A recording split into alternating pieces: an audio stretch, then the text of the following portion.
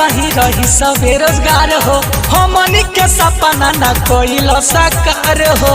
अरे मोदी चाचा सुनो हो, मन करे सही रही सब बेरोजगार हो, हमनी के सपना न कोइल साकार हो।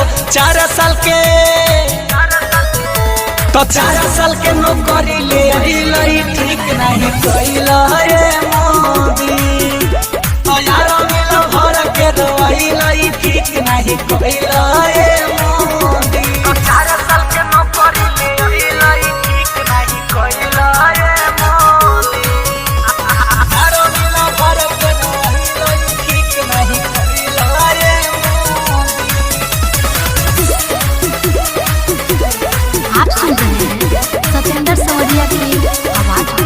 तो अब नहीं सुना तो हर चली सरकार हो, ढेर अति कैल या ढेर अत्याचार हो। अब नहीं चली सुना तो हर सरकार हो, ढेर अति कैल या ढेर अत्याचार हो। ठीक नहीं कैल मोदी, ठीक नहीं कैल मोदी। तो 4 साल के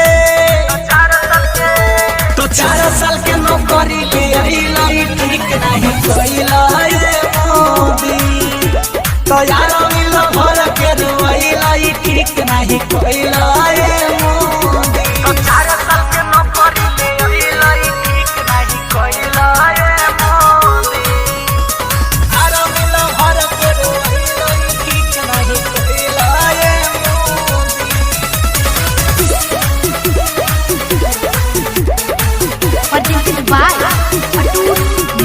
सतेंद्र संवरिया कहे बदल फैसला, दिखे धर्मराज के टूट गइल हौसला।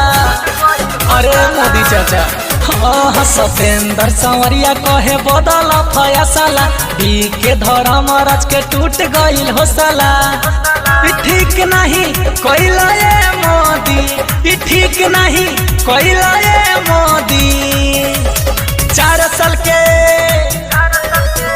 तो 4 साल के नौकरी ले आई ठीक नहीं कोइल मोदी। रितेशो के 2 साल खोइल ठीक नहीं कोइल मोदी।